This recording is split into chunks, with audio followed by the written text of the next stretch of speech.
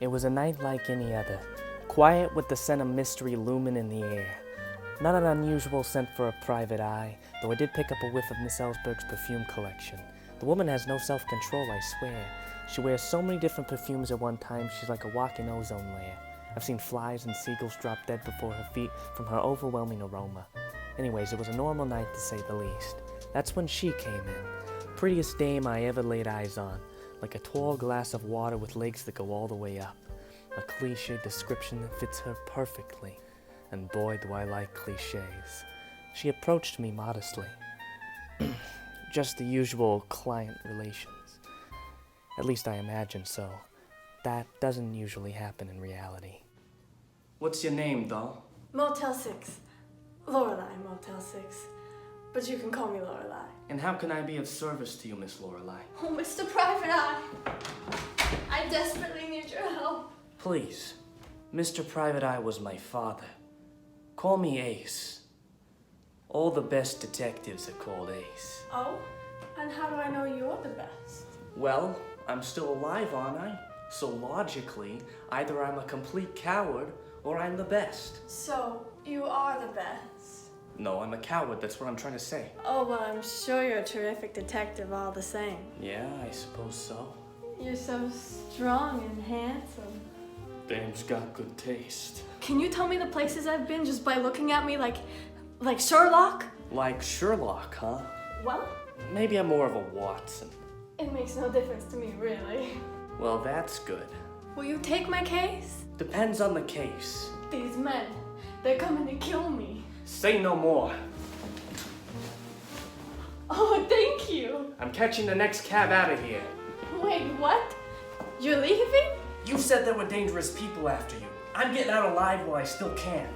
Please don't go. I'll do anything. I've got money. Look, doll. My life is more important to me than money. Who's after you?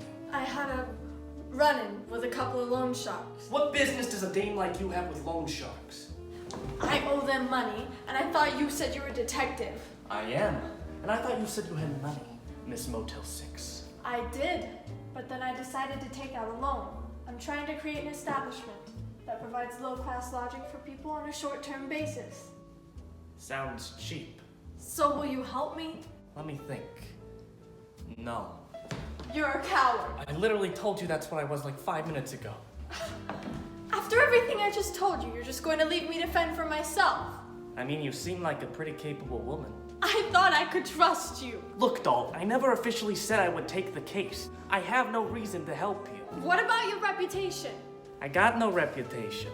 Well, I'll take my business elsewhere. Fantastic. Best of luck to you. Well, she was nice. Oh my gosh! I left the stove on!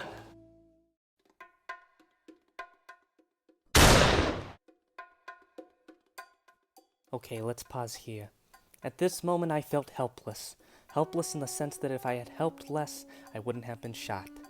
A handsome guy like me, in the prime of his youth, thrown on the street like a fruitcake after the holiday season. Tragic, I know. Fruitcake isn't actually all that bad. But don't worry, this story gets much worse. I'm still alive. Huh, well would you look at that, they missed. Or did they?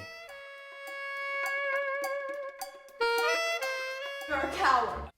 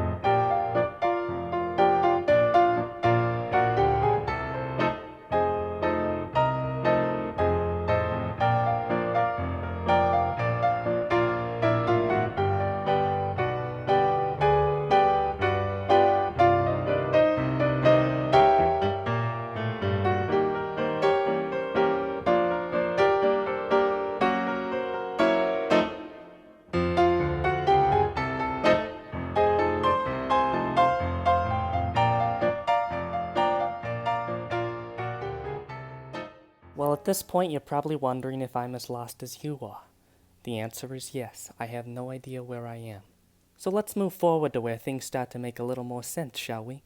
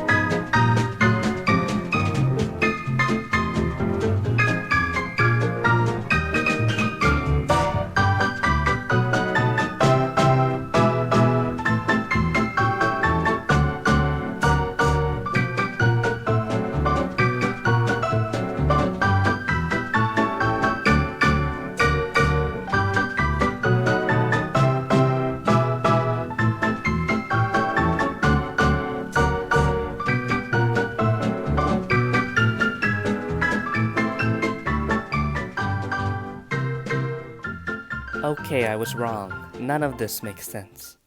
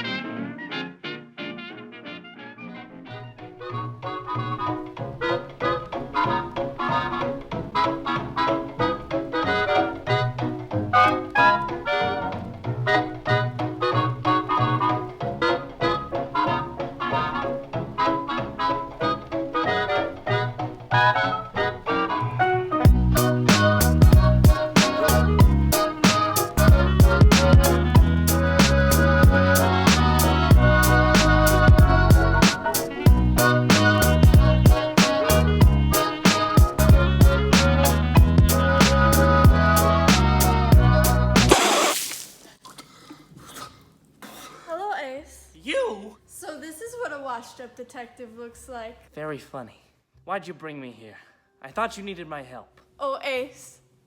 So naive. I'm not quite sure where you're going with this. You see, Ace, I really want to open your eyes to the sad, mundane, colorless world you live in.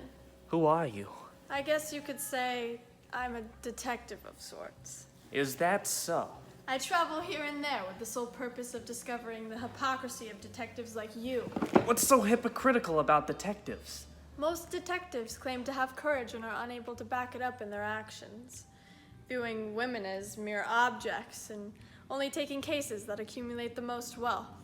I see. But you, on the other hand, claim to have no courage, and yet, here you are. So what does this have to do with me? I was testing you to see if you had the courage to turn me and my money away.